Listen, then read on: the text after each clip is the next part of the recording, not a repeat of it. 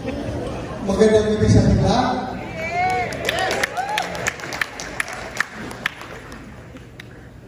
Ayaw mo ba ako?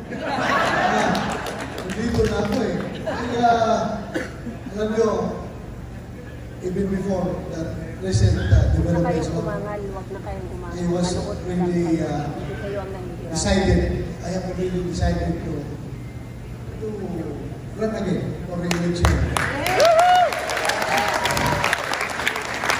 Lalong-lalo na ngayon, halos araw-araw, makita nyo dyan sa pag-committee ng House of Representatives.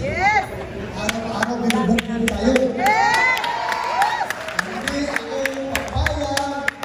Hindi ako papayag na tayo yung bububugi na lang na pura. Lalaban tayo. Kaya tama kayo, pinipin laban. Laban dahil na araw-araw tayo ginigipin, araw-araw tayo sinisiraan, araw-araw tayo inupakan. Laban pa rin. Laban pa rin. Hindi tayo atras nito. Masaya-saya. Temporary ko lang yan. Bilog ang mundo. Bilog ang mundo. Iikot ang mundo. Iikot ang mundo.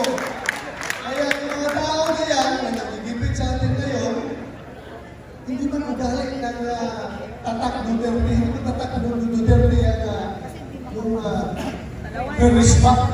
Wala yan. Never yan. Since day one ang aking pagkakilala ng Duterte brand of leadership, hindi ko talaga naramdaman na ginagamit yung kanyang official capacity para respakan yung kanyang mga political organization. Never! Kaya, ano natin sila respakan?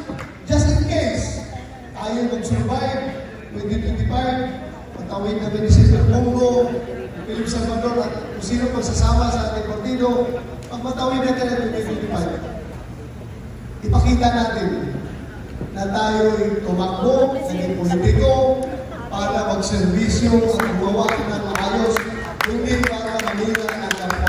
Yun ang ating lahat. Kaya sana, with the help of each and every one of us here, nandito sa loob ng bulwagan ito, ipakita natin yung pamamaraan ng ating partido, ng PDP, kung paano tayo magservisyo, hindi tayo dapat pupunta sa gutter politics. Yun lang po ang aking masasabi. Maraming salamat. Magandang gabi sa kanila.